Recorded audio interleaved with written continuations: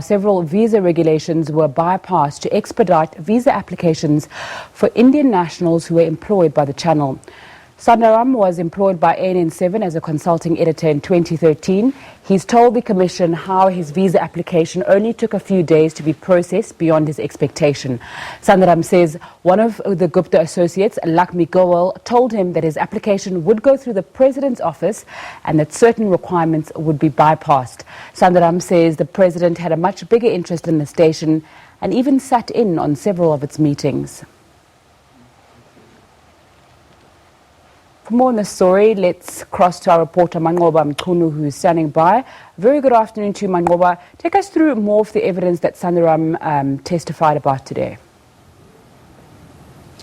Well, certainly, Nzinga, we're starting to hear more of the evidence of how the former president was involved, not only in the creation, but also in the running of the station ANN7. Of course, Sundaram giving more details as to how the president, for example, had sat in some of the meetings, including the editorial staff of the channel, where he would discuss issues relating to the station, where issues around editorial policy of the station were discussed, where also some of the confidential information was also shared with the president, which he said at the time he had found to be very surprising that such information would be shared with the public officials. But then he says that's when he realized that President Jacob Zuma had a very much of a bigger interest in ANN7 and its running. He says that despite his son Duduzane Zuma being one of the shareholders, it seems that the president himself had more of a role and was heavily involved in the creation of the station. And of course, saying that there were several meetings.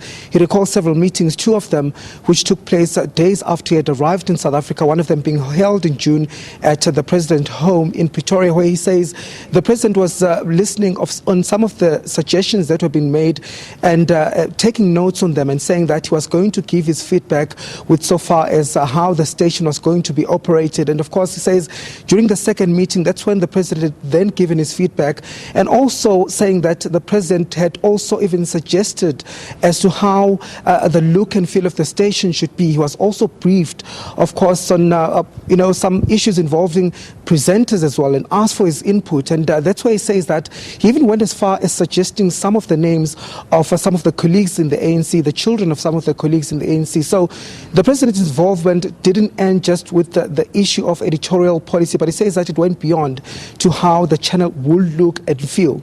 But more than that, he also explains that the channel from the onset, that the channel had been set up in order to paint a certain narrative about the ANC and President Jacob Zuma, saying that at the time, most of the media were reporting badly on the president as well as the ANC. Of course, this was just days after that Waterkloof landing scandal that happened in 2013. And he says that at that time, there was mostly bad publicity against the president. And so the feeling and really the sort of marching orders from the president was that this station should portray him in a positive light, and that it should also portray the ANC. So he says this was mostly a propaganda station. From the onset, it was said to be a propaganda station, but he said, of course, the president himself had made inputs to say that it should not be outright, it should not be seen as an outright propaganda station, and that his opposers or those who opposed him should not be necessarily blocked out,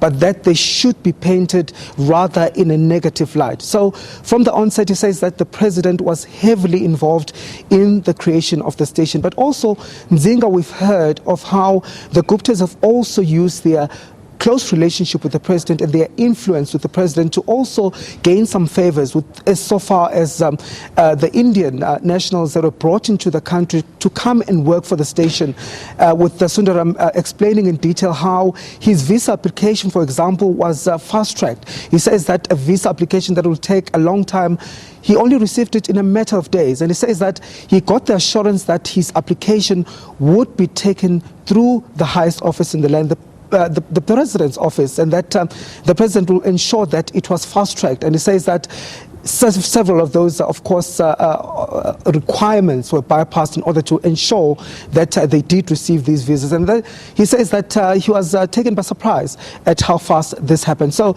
we are really getting some sense of how the Guptas really used their influence when it came to as so far as the relationship with the president as well. Manqoba Mchunu giving us an update on former ANN7 Editor Rajesh Sundaram's testimony at the Commission of Inquiry into allegations of state capture. We'll be following that story closely and bringing you more updates.